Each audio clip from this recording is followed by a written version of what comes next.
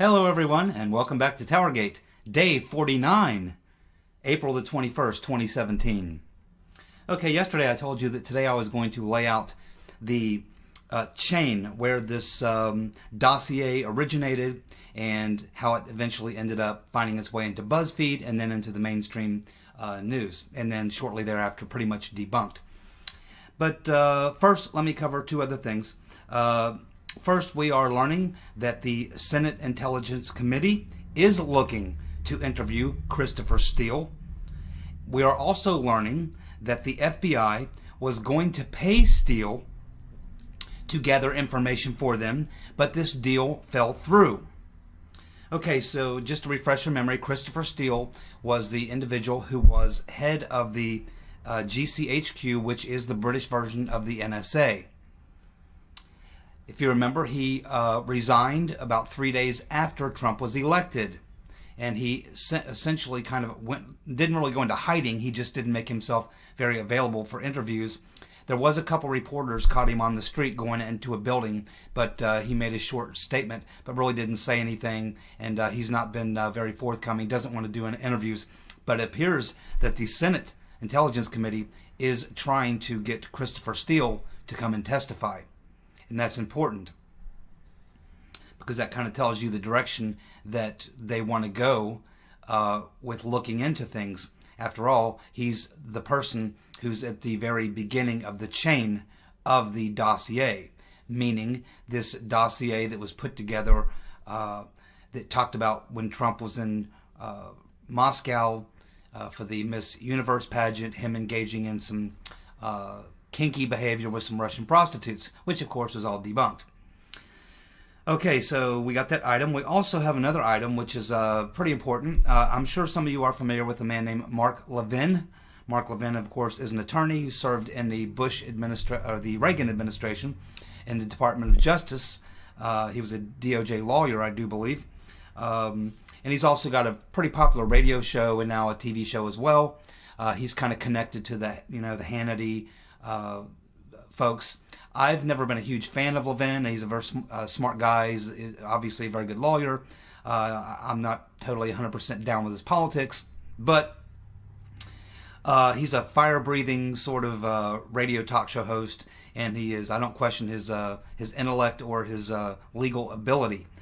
He is the president of an organization called Landmark Legal Foundation, and as of yesterday, he has filed a lawsuit with the FISA court, and essentially he's making the exact same case that me and many other people have been making, which is that the surveillance of Donald Trump is something that appears to be the Obama administration using resources from the government, meaning the Department of Justice, the FBI, the intelligence agencies, to launch a political operation against a private citizen, that being Donald Trump, the man running for president, his political opponent, the adversary, launching a campaign against him using the full resources of the federal government.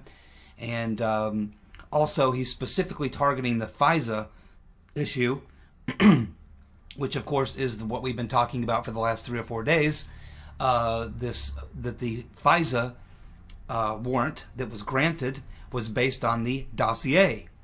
And so, obviously, Mark Levin, like a lot of other people, want to know why in the world, or how in the world it could be that this particular document, as it was largely debunked shortly after it came out, that the FBI, James Comey, the Department of Justice, and the FISA court would authorize a warrant for surveillance based on that.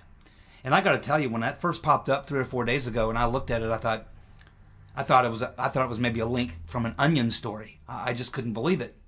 And so I watched it for a day or two, and it kept getting picked up by other mainstream outlets.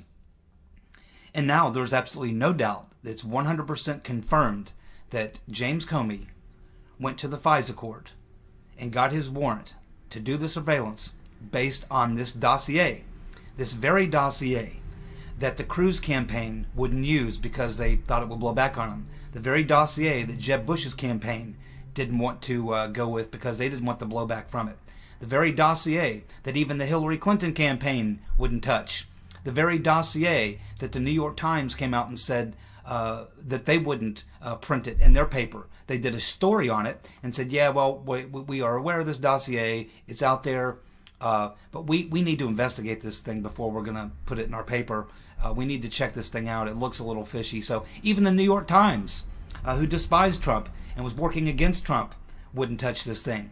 But this very document, this very crazy-ass document, is what James Comey used to get a FISA warrant. So this is another reason what's driving Mark Levin and a lot of people, and this is probably the reason why James Comey, last time he was in front of the House Intelligence Committee, would not answer over 100 questions. It's the reason why he probably skipped the closed door session that he was supposed to have a week later.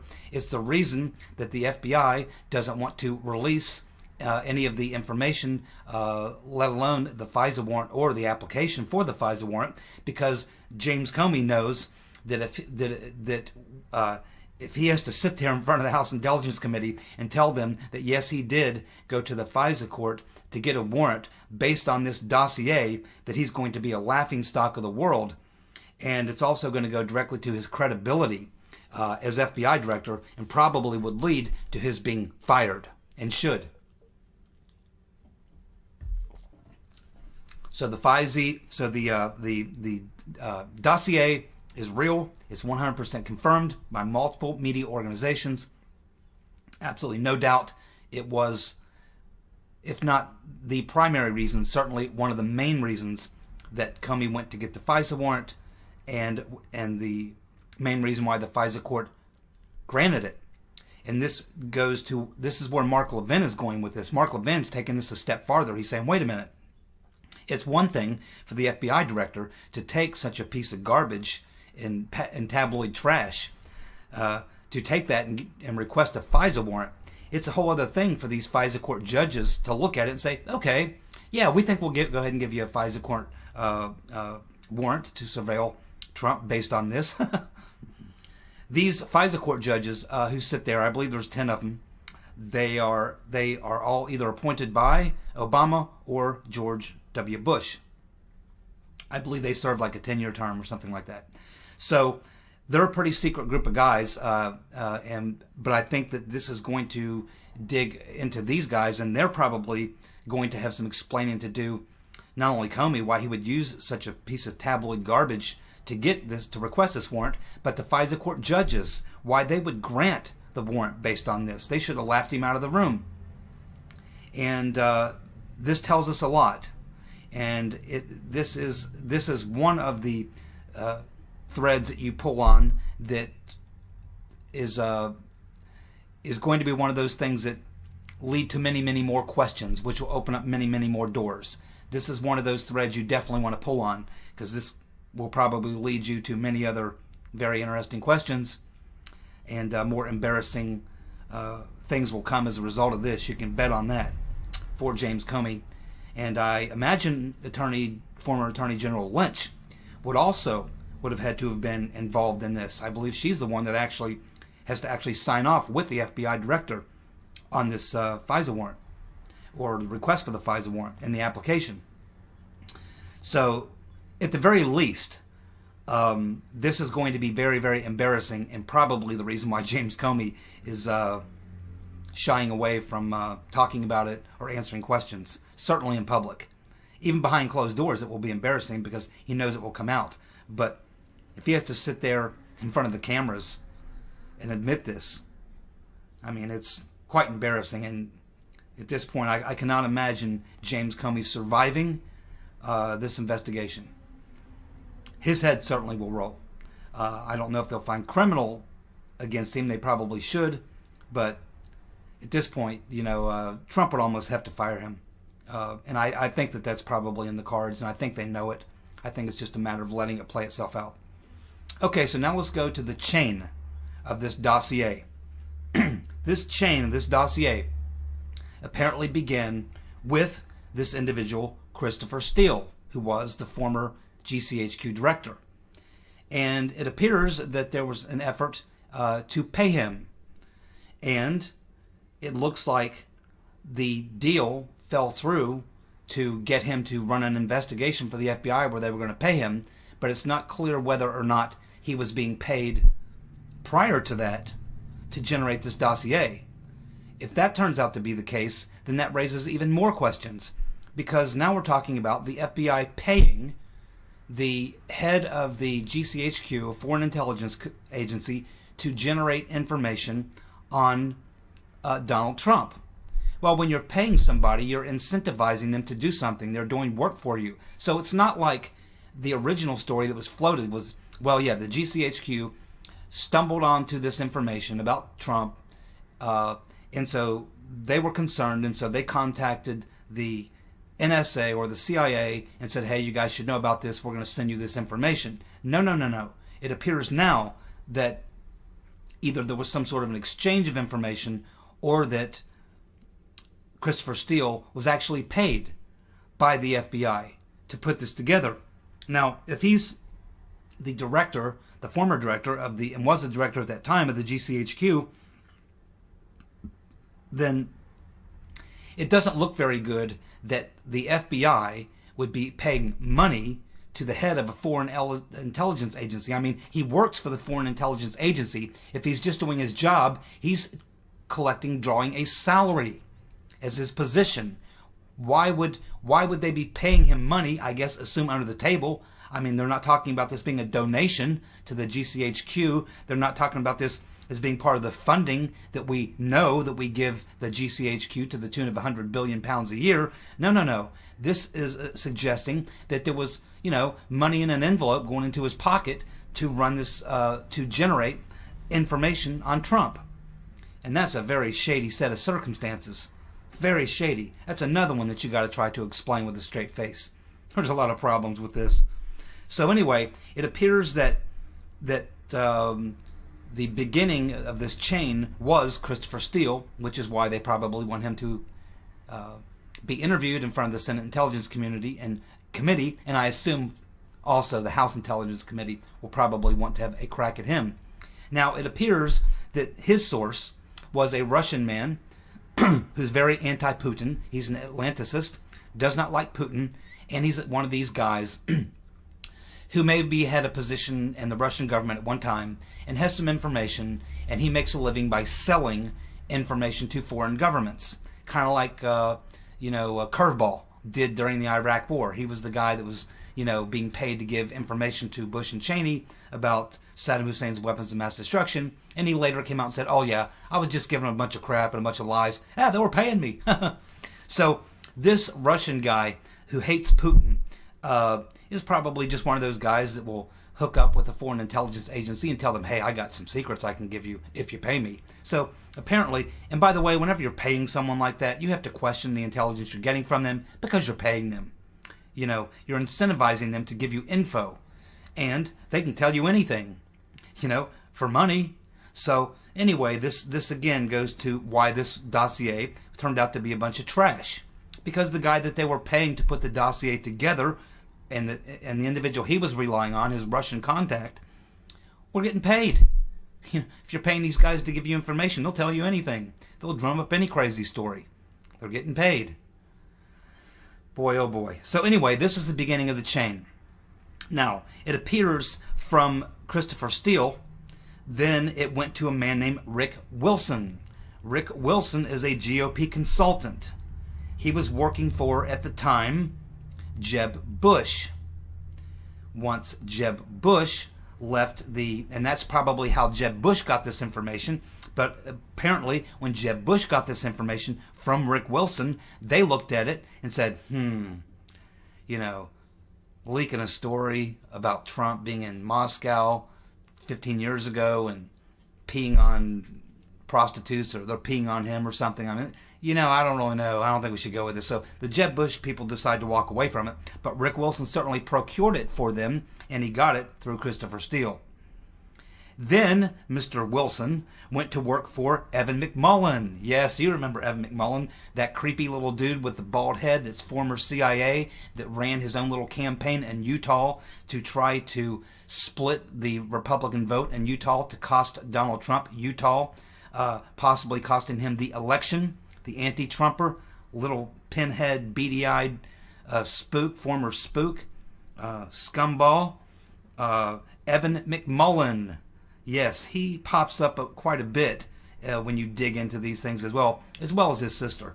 And there's more to learn about her as well, having to do with the server that was in Donald Trump's Trump Tower. But that's a whole other issue.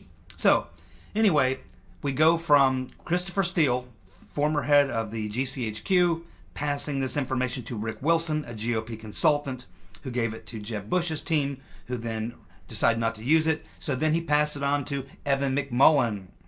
Then, from Evan McMullen, it got passed to his good friend, John McCain. You know, Senator John McCain, who in his office during the election season had Hillary for President coffee mugs and paraphernalia in his office. Yeah, that John McCain. And then, apparently, it was John McCain who passed it to the intelligence agencies and the FBI.